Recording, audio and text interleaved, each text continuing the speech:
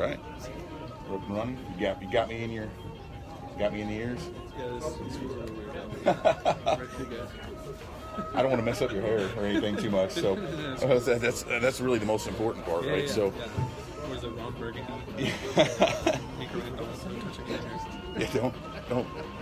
So anyway, we are here live at Cubs Convention. I'm Evan Altman from Cubs Insider, and I'm here with Cubs relief pitcher Dillon Maples. We're going to talk a little bit about kind of last year. Obviously, career trajectory kind of hit the rocket ship, I think, for you, right?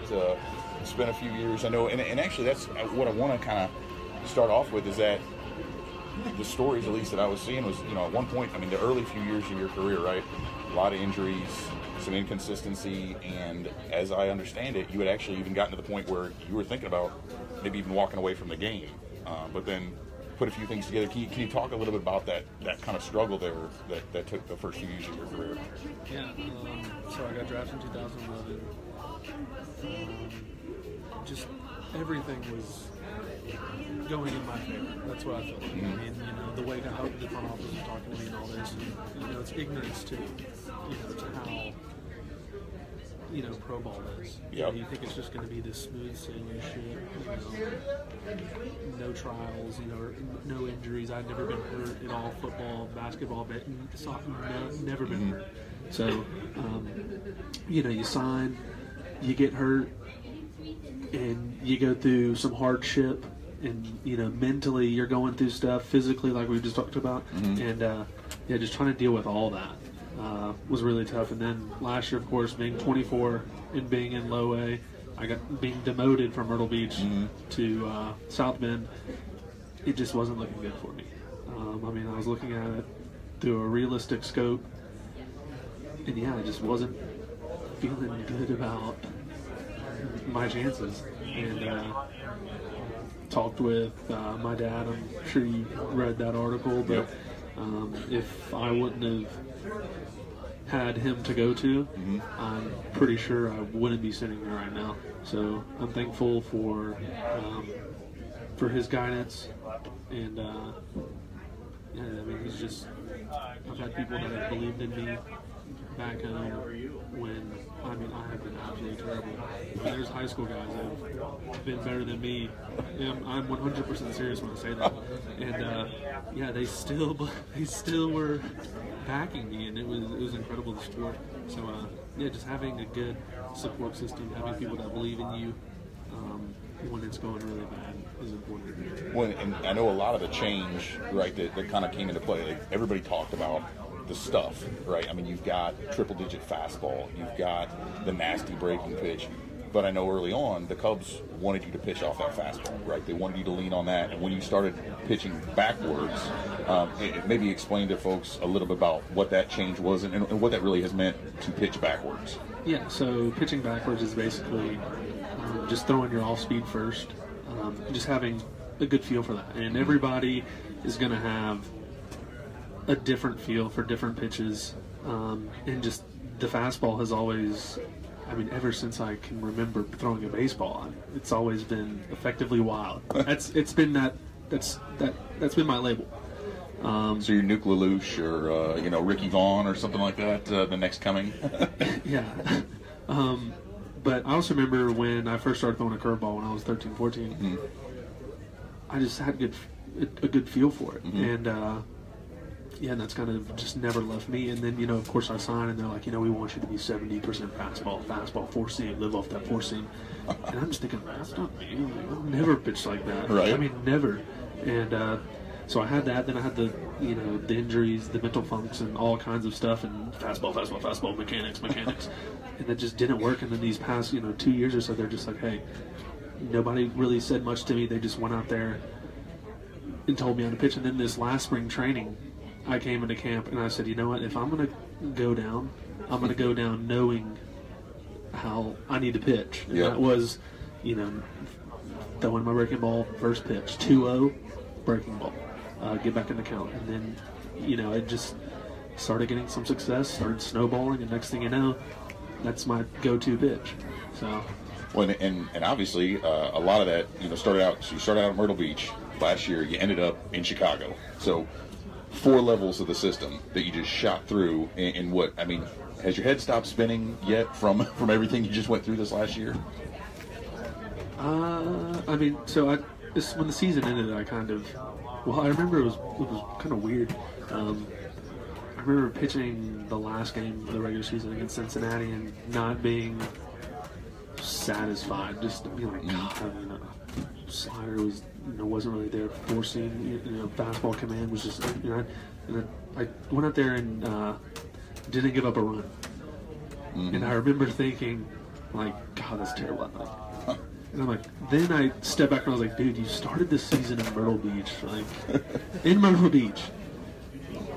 And then it just kind of dawned on me. Like, I took like a week after the season, after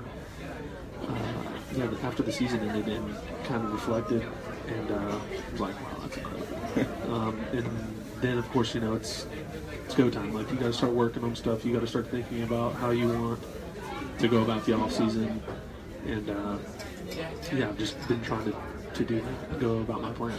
Well, I know. So that's you talked about early on the forcing, effectively wild, trying to dial in those pitches. I know that's one of the things that has maybe, if there is something that's kind of been a little bit difficult, right? It's the walks, maybe it's the control. Yeah. Is that to you the next evolution in your game, or what is it that you're working on? Because all things considered, you've got just some of the best stuff that's out there. How do you dial that in and get to the point where you are satisfied, where you're saying, this is what I should be doing? So basically what I'm trying to do is just, you hear Hendricks talk, and Wade Davis was great as far as talking to him in the bullpen and stuff. And like, anytime he started talking, it was just zip it and just kind of soak it in. But yeah, all those guys talked about just feeling the ball, feeling your arm out, kind of like a meditation type of yoga, whatever type thing. But just feel the ball, know how your body's feeling that day. Feel your hand out in front. I've really been trying to do that this off season. Is it perfect every day? No, of course not. But as long as I'm trying to do that, I know I'm getting better. My feel is getting better. Yep. And same thing with the breaking stuff. I mean, came up to the big leagues and had a little struggle with the difference in the ball. Mm-hmm. And this whole off season, I was fortunate enough to get some big league balls, and I've just been throwing with those, trying to get my feel back for the curveball. The slider wasn't a problem because I'm really behind the ball, but my curveball, it's I'm on the outer edges, so it's really. Kids, pay attention to that grip. So the slider's something you just, I mean, I know you've had it, but you really, I mean, that was kind of part of, I think, what elevated things. Is that fair to say? I mean, I know one pitch isn't necessarily going to change the whole thing, but you kind of developed that or a different feel for it relatively recently. Is that accurate? Yeah. So Rosario, the pitching coach in Low A, we talked towards the end of the year, and he was telling me I need to come up with a third pitch, and whether it be a cutter or a slider, I need to get a third pitch because the changeup just wasn't working for me. I mean, I have just the feel is not there for it. So yeah, he was talking about cutter, slider, and I went into that off season, and I remember experimenting with grips, and it's really tough for guys to have a good slider and a good. Yeah, just stuck with it, and kind of like what we were talking about pitching backwards, just kept throwing it when I was behind in the count, putting guys away with it, and just felt good with it. Well, and I don't know, how much you've paid attention, but if you look at the movement on that pitch, and I don't even know if the Cubs can actually play their games on regular television because it's so nasty. I think that's kind of the thing that might have to be carried with a TVMA or something. But I mean, it's got the most vertical and horizontal movement of any slider in the game. I mean, period. It's one of the best. So to see that out there, like, do you know immediately if you're out there on the mound, like, can you first pitch and you just know, okay, I got it today, or I don't, and now I've got to kind of shift to something different? Or is it something that you can go a few? That's the thing too. I've kind of had this realization last year. If I throw, let's say it's 1-1, and I know I got to execute a righty's up, and I got to execute a two seam that's going to start middle and go to the inside part of the plate. I make that pitch. I mean, you have to. The intent is to obviously okay. So you got to make that pitch. But if you don't make that pitch, okay, it's 2-1. Right. Big deal. It's 2-1. And I try to approach that the same with any pitch, curveball or slider. So if I throw a bad slider, okay, don't get worked up. 1-0. Right. Like this is one pitch. Guy hits a ball, gets a base hit. Okay, guy's on first base. Let's just chill out. So yeah, I try not to get worked up. If I throw 2 sliders and they're not there, I'm like, oh god. No. That's not how you can pitch. Well, that's a big part of the development too, right? There's obviously the physical stuff, right? We talked about all those things, but I know that's another thing that I think you've spoken to in the past and has been brought up is the mental skills program and being able to do that, being like you said, feel the ball, be in that moment rather than get caught up in what's already happened. The mental skills is it's definitely come a long way. When I first signed, we had one guy, and he was kind of trying to be the jack of all trades, getting pulled in all kinds of different directions, big leagues, rookie ball, and, now we have a number of guys, and that's something the Cubs have really been proactive with. I've just been taking bits and pieces from every guy, and some of the stuff, it's with anything really. You're going to hear some stuff that you like, some you really can't put into practice. But they've all given me good stuff to do, and some of it's the majority of it has been my own kind of feelings and searching, and kind of figuring out what to do. But yeah, like I said, they've all been good. They've all been great. So, what do we have on deck? What is your goal? Or do you set these things? And I know obviously you've had a lot of changes, a lot of things have come up, but now you've gotten a taste of the big leagues. What's that next step for you? To go into camp and to just have a really good camp. That's what I'm worried about right now. So. Day by day. All right. Hey, that's an easy way to do it. Well, fans, thank you for joining us here on Facebook Live out there. Again, this is Dillon Maples.